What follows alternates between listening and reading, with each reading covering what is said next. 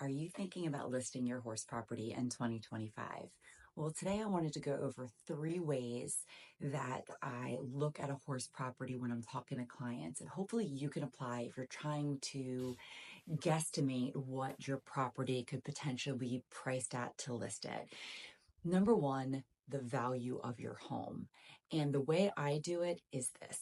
Don't worry about the land, take away the horse amenities, just look at the homes and then find homes that have sold, that are on the market, that are similar to your home, meaning square footage, bathrooms, bedrooms. Pay attention to the year built. And start getting a gauge on price per square foot. So let's say your home is 3,200 square feet. Look at homes that have the similar square footage and then see what they sold for, see what they're pending at or what they're on the market for. And then you can kind of get an idea of what people are purchasing in your area, price per square foot. So first, that's the first thing you want to do is just really look at your home. Again, do not worry about the number of acreage. That will come into play in the next step. So we have your home covered. Second is we want to look at land. So then start looking, again, you can go on Zillow, drive around, do your research and see vacant land, what has been sold for in the past year or two, what the average acreage has been going for.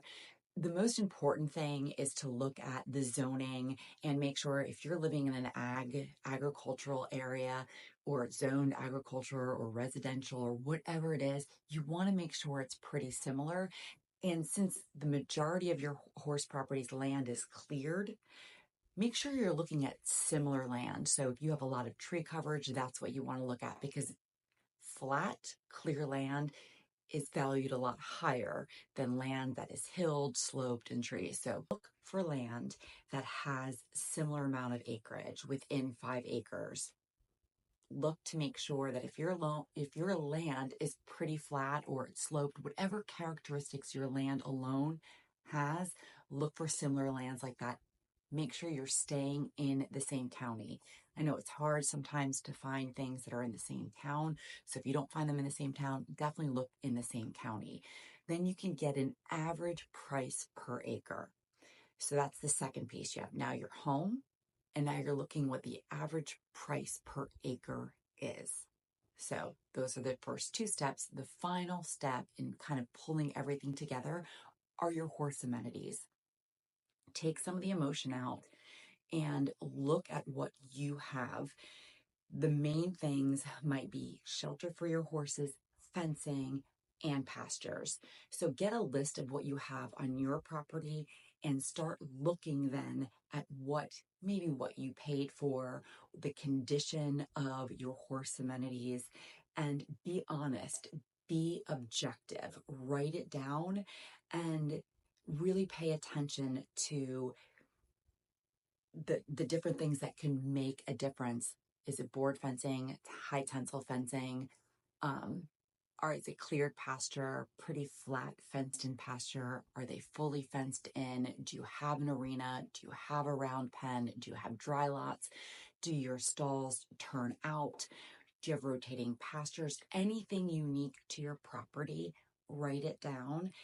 And then the next step, what I do is then sit down with my clients and say, okay, we're going to look at your home and we're going to pretend your home is on 1 acre of land. So your home per square foot on 1 acre could potentially be listed at this based on what the market has shared.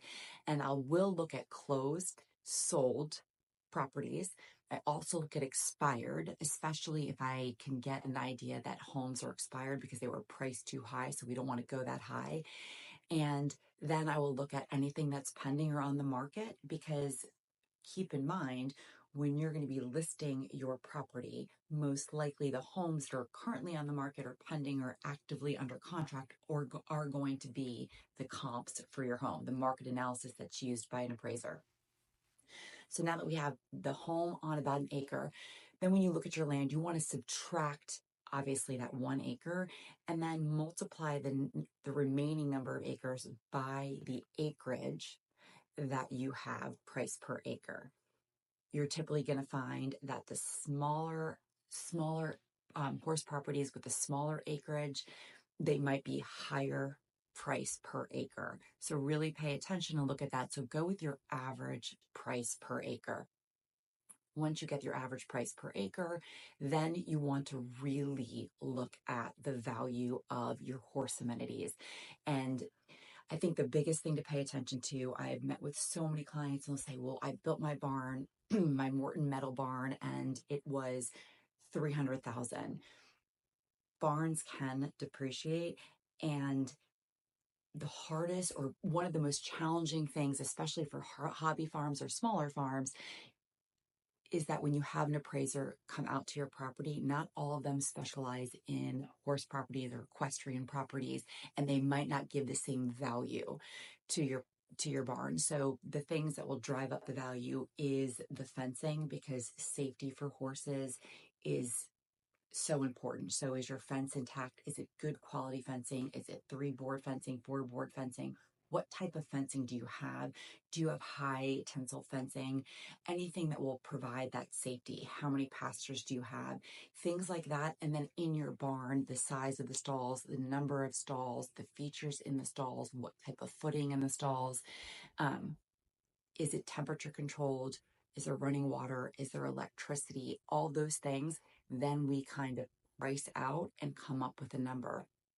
After we've done that and given a value to what we feel that the horse amenities could be considered in the listing, we take the home, the land, and then the horse amenities and add those together. There's going to be a range, obviously, and we try to take the emotion out of that. With horse properties, and if you're thinking about selling, you already know that you're going to be speaking to a really specific group of people. So you're not going to be having everybody coming to your horse property that is just looking for a home or just looking for land or just looking for horse amenities.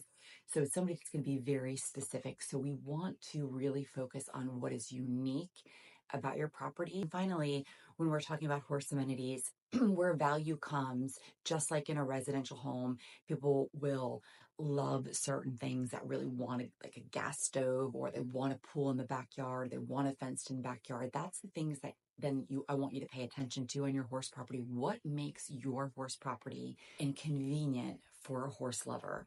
Because after all, that's what you're selling, is a lifestyle to a horse lover.